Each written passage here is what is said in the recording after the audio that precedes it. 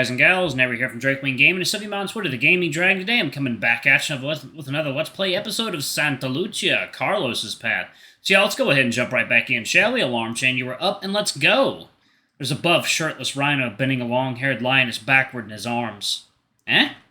I get closer so I can read what's written in the dark. Rose of the Serengeti, Santa Lucia Film Fest 2016. Huh, sounds like something Nate would go crazy over. I'd like to meet that rhino, if you know what I'm saying.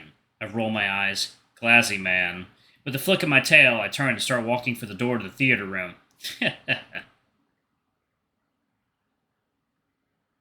Brian and I take seats on the opposite side of the aisle from Carlos and Karina. So, what did we miss? Nate convinced Chris to help him put on an impromptu performance. What? Really? Yeah, Chris is looking for the light switches. What happened to I'm gonna be in big trouble for this? Carlos lets out what should sound like an amused chuckle, but comes across as a gruff sigh. Let's just say Nate wasn't going to take no for an answer. A spotlight slowly brightens up the stage, revealing Nate standing in a proud pose. Ladies and gentlemen, I would like to introduce you to tonight's show. Tonight? My face scrunches up in confusion. What is he babbling on about now? Chris peeks out from behind some curtains and waves at Nate with a nervous expression. Is this good enough? It's perfect. Now, take a seat. Okay. Nate straightens out his shirt while Chris joins Carlos and Karina on their side of the aisle. Our performance will be a special one. One you will remember for eternity. Ta-cha! He strikes another pose. I sink into my seat, feeling embarrassment for the fox by proximity. See? Brian's laughing at you. How can you be so oblivious? Huh. The ability to improvise is an important tool in every actor's kit. In honor of this occasion, I would like to invite our mentor to provide us with a theme for the show. Me? That's right, Chris. Anything you can think of. He rubs under his chin while he thinks. I have an idea. Why don't you tell us a story about the Joker and the thief? Excellent. I can work with that. I always liked Wolfmother. Huh. I was thinking more along the lines of Jimi Hendrix. I believe I'll need a volunteer to help me do justice to the material. My heart skips a beat. Brian nudges my shoulder and whispers in my ear. You should totally do it, dude. What? I don't wanna. I feel Nate's eyes glance down at me, so I try to cover my face with my backpack and disappear. Oh, nobody wants to join? Brian's next words come as a huge shock to me. How about Carlos? I'm sure he'd like to. Eh? What gave you that idea?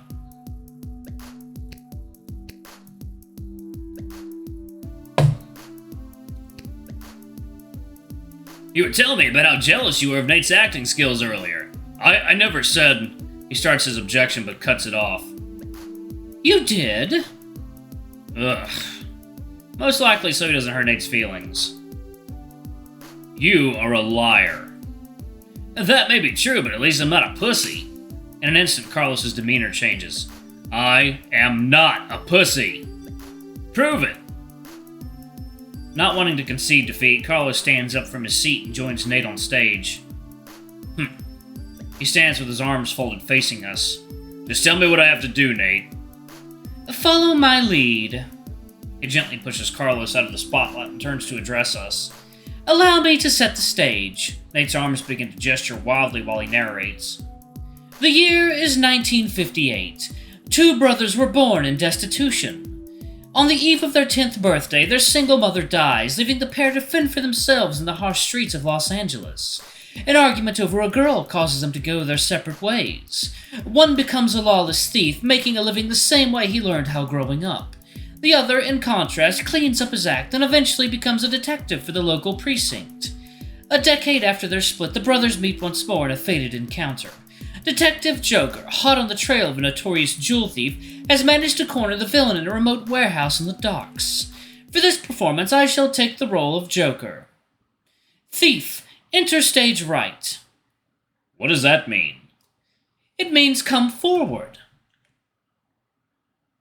You could have just said that. We have to get the jargon right, okay? He lets out a sigh and does what Nate says.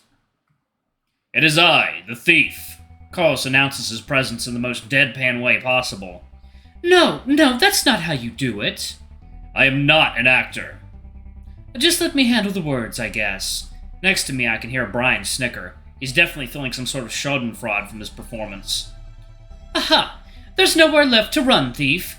Your crime spree has finally come to an end. Nate makes a gun gesture with his hands and slowly approaches Carlos, who merely stands there. What do you have to say for yourself? He taps his foot on the stage floor. Turn around and face me, criminal scum. Hello, brother. It's been a while. What? The surprise on Nate's face almost comes across as genuine. I'd be pretty fooled if I didn't already know he was an actor. Or should I say, Joker. Dimitri, how could you? What would Mother say? Where do you think I learned this? No, it can't be. Second Neil, water time. Alright, guys and gals, and we are back. Let's go ahead and jump back into it, shall we? Okay. He falls to his knees and holds his arms up to the sky. Everything I know was a lie! I cringe as he sustains the last word dramatically. In one swift movement, Carlos mimics the gun gesture Nate had earlier. You should have never let your guard down. He slowly approaches Nate, aiming his fingers at him with purpose. What are you gonna do? Shoot your own brother? No. Lets his hands fall with emotion, suggesting he's throwing the invisible gun away. Huh. They're really getting into it. What do you think, Brian? It's in this moment that I realize he's no longer sitting next to me. There's something I always wanted to tell you. Brother, Pow pow! Brian steps out of the shadows and smirks. Once a jewel thief, always a jewel thief. Dimitri, no! Carlos shoots Brian to death. Carlos shoots Brian a death glare. Pendejo. Don't break character, Carlos. Nate wags his finger while looking back at Brian as he runs away. Detective Marlowe, you bastard! Huh. Carlos gently slumps to the floor and holds his chest. Dimitri! Nate kneels down next to him and makes a face that comes across like he's trying to cry. Ugh. I'm dead, right? No, not yet. You have to give us your dying words. Damn. The tiger sighs once again and proceeds. Brother, I wanted to tell you. No, save your energy. I'll call an ambulance. Just stay with me, please. You already know I'm not going to make it, so listen to me. No, you can't die. Not like this. I wanted to tell you. I always looked up to you. I took the path I chose, but I never wanted to hurt you. I just lost sight of who I was. Please forgive me, brother. I'm sorry. I just wanted to say... Carlos closes his eyes and allows his head to slump to the side. Wow!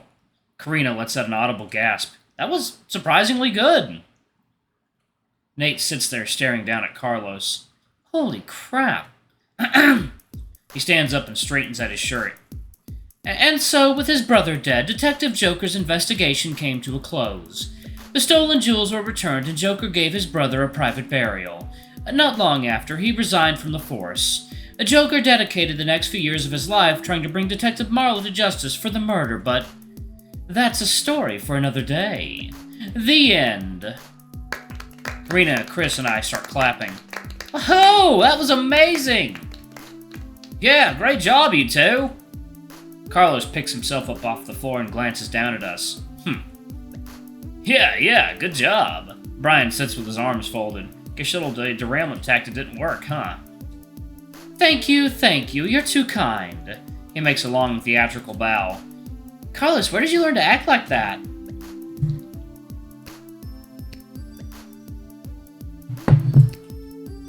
That was super good. Yeah, that felt very real. What? Huh? I don't know what came over me, I guess. I just said what felt right. Ugh! Brian gets up from his seat and starts walking back to the lobby. What about me? You did good, Carlos. I had a feeling you were going to surprise us. Aww. Oh, come on, y'all. Someone compliment the Fox, please. He's an actor. We regroup outside the theater, carefully slipping out of the building. Phew, let's not try to get sidetracked again. Agreed. I'm sorry, I thought that would have been fun. It was, though. That was a great performance. I can't believe how well you did, Carlos. Thank you. Let's head this way down the path. All right. Nate lags behind the rest of us. Brian notices and slows down his pace. Doing okay, Nate? Yeah, everything's fine. See? He grins at Brian, clearly trying to get him to leave him alone. Yeah, that's what I thought. He nods his head in response and looks forward as we walk. That was beginner's luck, so don't feel bad. What? You're amazing up there, too. I'm impressed you managed to come up with a story right on the spot. Thanks. I enjoyed the part I played in it, too. You have to, learn to think on your feet in this industry. Yep, same with football. Remember what I said about you having potential? Yeah. I can tell you're gonna do just fine. Keep your chin up. Nate's gaze falls to the side. I can tell from where I'm standing he's trying to hold back a blush. Chris leads us past another group whose mentor is giving them a deep, insightful lecture about the history of some painted rock on campus. Their stuffy delivery really makes me glad I ended up with Chris. Oh, to the right is the Zion Chapel. We have one on campus? That's right. That is a relief. Do they perform Catholic services there? Of course they do, silly.